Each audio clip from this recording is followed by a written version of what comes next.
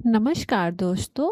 आज हम बात करेंगे एक ऐसे दैत्य के बारे में जिसने सतयुग से लेकर कलयुग तक भगवान श्री हरि विष्णु का पीछा नहीं छोड़ा। ये एक ऐसा दैत्य हुआ जिसका उल्लेख सिर्फ रामायण में ही नहीं, हमारे अन्य ग्रंथों में भी इसका उल्लेख देखने को मिलता है। तो चलिए शुरू करते हैं। कौन था कालनेमी? कालनेमी के पिता कौन थे? कालनेमी की श्री हरि विष्णु से इतनी दुश्मनी क्यों थी? क्या कालनेमी को किसी श्राप के कारण बार बार जन्म लेना पड़ा? चलिए, कालनेमी का प्रतिशोध। हमारे पौराणिक ग्रंथों के अनुसार प्रथम बार कालनेमी का जन्म समुद्र मंथन के बाद एक अत्यंत क्रूर राक्षस के रूप में हुआ था, जिसने अपनी शक्तियों के बल पर इंद्रलोक को अपने अधीन कर लिया था। तभी सारे देवता घबराकर भगवान विष्णु के पास गए और भगवान विष्णु ने उस राक्षस को मार गिराया। सतयुग में फिर उसने हिरण्यकश्यप का पुत्र बनकर, और हिरण्याक्ष और हिरण्यकश्यप दो भाई थे। वो दोनों इतने शक्तिशाली थे कि स्वयं भगवान को उनको मारने के लिए आना पड़ा था। हिरण्याक्ष ने अपनी शक्ति से पृथ्वी को रसातल में डुबो दिया था। तब श्री हरि विष्णु ने वाराह अवतार लेकर हिरण्याक्ष का वध किया था। हिरण्याक्ष के दो पुत्र हुए थे, अंधक तथा कालनेमी, जो हिरण्याक्ष की तरह शक्तिशाली थे। परंतु जब चाचा हिरण्यकश्यप को भी श्री हरि विष्णु ने नरसिंह अवतार लेकर मार डाला, तब दोनों भाइयों ने भगवान विष्णु से प्रतिशोध लेने की ठानी। धार्मिक ग्रंथों के अनुसार कहा जाता है कि अंधक भगवान शिव का पुत्र था। एक बार भगवान शिव पूरब की तरफ मुख करके बैठे थे, तभी पीछे से आकर माता पार्वती ने भगवान शिव की आंखों को बंद कर दिया, जिससे चारों तरफ अंधकार छा गया और भगवान शिव के पसीने की बूंद नीचे गिरने लगी, जिससे एक बालक उत्पन्न हुआ जिसका मुख बहुत विकराल था और अंधकार में उत्पन्न होने के कारण वह बालक अंधा था, इसलिए उसका नाम अंधक रखा गया। कुछ समय बाद जब हिरण्याक्ष ने अपने पुत्र की प्राप्ति की इच्छा से भगवान शिव की आराधना शुरू की, जिसके फलस्वरूप भगवान शिव ने अंधक को उसे पुत्र रूप में प्रदान कर दिया। हिरण्याक्ष की मृत्यु के बाद अंधक ने ब्रह्मा जी की तपस्या की और उनसे वरदान मांगा, जो भी मेरी मां पति कामक हो, और तब भगवान शिव के हाथों मुझे मोक्ष की प्राप्ति हो। कुछ समय के बाद जब अंधक ने देवी पार्वती को देखा तो वासना में अंधा हो अंधक देवी पार्वती का अपहरण करने चला, जिससे क्रोधित होकर भगवान शिव ने उसे मार गिराया। और तब भाई कालनेमी ने भगवान शिव से प्रतिशोध लेने के लिए अपनी ही पुत्री वृंदा का विवाह जालंधर नाम के दैत्य से कर दिया, जो भगवान शिव का घोर शत्रु था। उसकी पुत्री वृंदा को वरदान प्राप्त था कि जब तक उसका सतीत्व रहेगा तब तक उसके पति की मृत्यु नहीं हो सकती। इसी कारण जब भगवान शिव और जालंधर का युद्ध हो रहा था तो वह मरता नहीं था। तब सभी देवताओं ने मिलकर एक योजना बनाई, जिसमें श्री हरि विष्णु जालंधर का रूप धारण करके वृंदा के पास चले गए। वृंदा उन्हें अपना पति जालंधर ही सोचने लगी, उसके साथ ही उस प्रकार व्यवहार करने लगी, जिससे उसका सतीत्व टूट गया और भगवान शिव के हाथों जालंधर की मृत्यु होगी। जब कालनेमी को श्री हरि के बारे में ज्ञात हुआ, कैसे छल के कारण उसका दामाद और पुत्री मर गए, तो उसने श्री हरि से प्रतिशोध लेने की प्रतिज्ञा की। परम पिता ब्रह्मा के मानस पुत्र मारीची, जो प्रजापति होने के साथ सप्तऋषियों में से एक हैं, उनके 6 पुत्र हुए। एक दिन वो अपने पुत्रों के साथ पिता ब्रह्मदेव से मिलने गए। वहां पर देवी सरस्वती भी उपस्थित थी, जिनको देखकर उनके सभी पुत्र ब्रह्मदेवता को परिहास करने लगे। बोले, हे पितामह, हमने सुना है आपने अपनी ही पुत्री देवी सरस्वती से विवाह कर लिया था, और जोर जोर से ब्रह्मा जी के ऊपर हंसने लगे, जिसके चलते ब्रह्मा जी ने उन्हें श्राप दे दिया कि अगले जन्म में वो एक दैत्य के रूप में जन्म लेंगे, जिससे वो ब्रह्मा जी से क्षमा मांगने लगे। तब ब्रह्मा जी ने कहा, तुम्हारा जन्म तो होगा, परंतु नारायण के बड़े भाई के रूप में जन्म लेने का सौभाग्य मिलेगा और बहुत ज्यादा समय तक मृत्युलोक यानी पृथ्वी लोक पर समय नहीं गुजारना। इन्हीं पुत्रों ने आगे चलकर कालनेमी के यहाँ जन्म लिया। कालनेमी ने अपने पिता की मौत का बदला लेने के लिए ब्रह्मा जी की तपस्या की और 6 अजय पुत्रों का वरदान मांगा। कालनेमी की एक पुत्री भी थी जिसका नाम वृंदा था।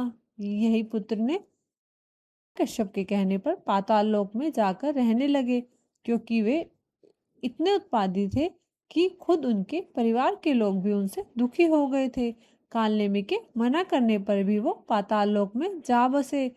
तब उसने निश्चय किया कि वो अगले जन्म में अपने ही पुत्रों का वध करेगा। हिरण्यकश्यप के बाद बड़े भाई प्रहलाद ने कालनेमी को समझाने का बहुत प्रयास किया, परंतु कालनेमी नहीं माना और उसने भगवान विष्णु पर आक्रमण कर दिया और घंघोर युद्ध हुआ, जिसमें कालनेमी ने विष्णु जी पर ब्रह्मास्त्र से प्रहार किया। फिर भी श्री हरिनारायण को कोई हानि नहीं हुई। इस तरह उसने अनेकों अस्त्रों का प्रयोग किया, परंतु वो श्री हरि विष्णु का कुछ नहीं बिगाड़ पाया और अंत में भगवान ने अपने ही सुदर्शन चक्र से उसका अंत कर दिया। मरते समय उसने फिर से प्रतिज्ञा की कि अगले जन्म में वो फिर प्रतिशोध लेगा। त्रेता युग में कालनेमी का प्रतिशोध। कालनेमी रावण के मामा मरीचि का पुत्र था और रावण की सभा का खास मंत्री भी था, जिसका वर्णन रामायण के लंका कांड में देखने को मिलता है। युद्ध के समय जब मेघनाथ ने शक्ति द्वारा लक्ष्मण जी को मूर्छित कर दिया था, तब सुषेण वैद्य ने लक्ष्मण की मूर्छा दूर करने के लिए संजीवनी बूटी लाने को कहा। हनुमान जी प्रभु श्री राम का नाम लेते हुए उड़ चले और रास्ते में उनकी मुलाकात कालनेमी से हुई, जिसको रावण ने हनुमान का रास्ता रोकने के लिए भेजा था, ताकि समय रहते हनुमान जी वापस ना आ सके। कालनेमी ने साधु का रूप बनाया और माया से एक सुंदर तालाब, मंदिर और बगीचा बना दिया। सुंदर आश्रम देखकर हनुमान जी ने सोचा, मुनिवर से आज्ञा लेकर थोड़ा जल पी लेता हूँ, जिससे थोड़ी थकान उतर जाएगी। हनुमान जी ने जैसे ही मुनि से पानी मांगा, उसने अपना कमंडल आगे कर दिया। हनुमान जी बोले, इतने से पानी से मेरा क्या होगा? साधु ने हनुमान जी को नदी में स्नान करने को कहा। जैसे ही हनुमान जी ने स्नान करने के लिए जल में पैर डालते हैं, उसी समय एक मगरी उनके पाँव को पकड़ लेती है।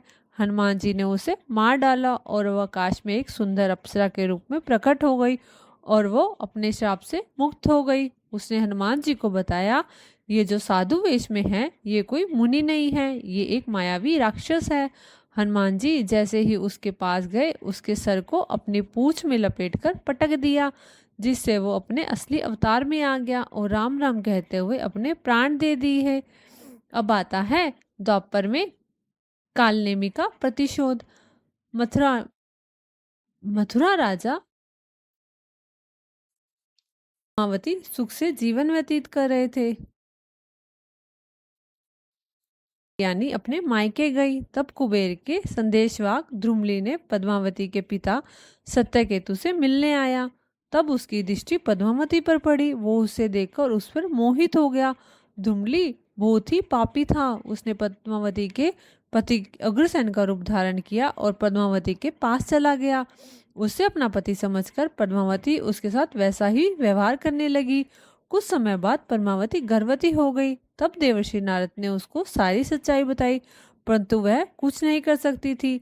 तब कालनेमी ने श्री हरिनारायण से प्रतिशोध लेने के लिए उसके पुत्र के रूप में जन्म लिया, जिसका नाम कंस रखा गया।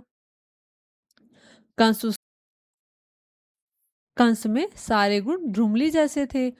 उसने अपने पिता उग्रसेन को भी कैद कर लिया और जब उसे पता चला कि उसकी बहन देवकी की 8वीं संतान से उसकी मृत्यु होगी, तब उसने देवी और उसके पति को करके 6 पुत्रों को मारकर कालनेमी कंस ने अपने ही 6 पुत्रों को मारने की प्रतिज्ञा पूरी की और 7वीं संतान संकर्षित होकर वासुदेव की दूसरी पत्नी रोहिणी के गर्भ में चली गई, जिससे बलराम का जन्म हुआ। और 8वीं संतान जो कालनेमी कंस का काल बन के आई थी, उसके जन्म लेते ही उसको यशोदा और नंद के पास गोकुल पहुंचा दिया। जब कालनेमी कंस को पता चला कृष्ण ही देवकी की 8वीं संतान है, तब उसने उनको मरवाने के अनेकों प्रयास किए, परंतु वो निष्फल रहा।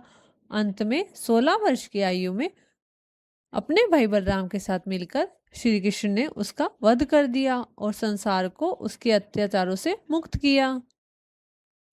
इस तरह कालनेमी ने सतयुग से द्वापर तक श्री हरिनारायण से प्रतिशोध लेने के लिए अपने अहंकार के नशे में चूर वो हर जन्म में ये भूल गया कि श्री हरिनारायण दुनिया बनाने वाले को कौन मार सकता है, हर जन्म में उसे अपने प्राण गंवाने पड़े। कहा जाता है कलयुग में भी कालनेमी का अवतार निश्चित है। वो अपने प्रतिशोध का बदला लेने के लिए कलयुग में श्री हरि के कल्कि अवतार से प्रतिशोध लेगा। अगर ये बात सत्य है तो आप जानते ही हैं इसका परिणाम क्या होगा। दोस्तों ये था कालनेमी के चारों युगों का वर्णन, जिसके बारे में हमने आपको डिटेल में बताया है। दोस्तों, आपसे विनती है, अगर आपको वीडियो अच्छी लगी तो वीडियो को लाइक ज़रूर करें और ज़्यादा से ज़्यादा शेयर करें और प्लीज़ हमारे चैनल को सब्सक्राइब ज़रूर करें। धन्यवाद।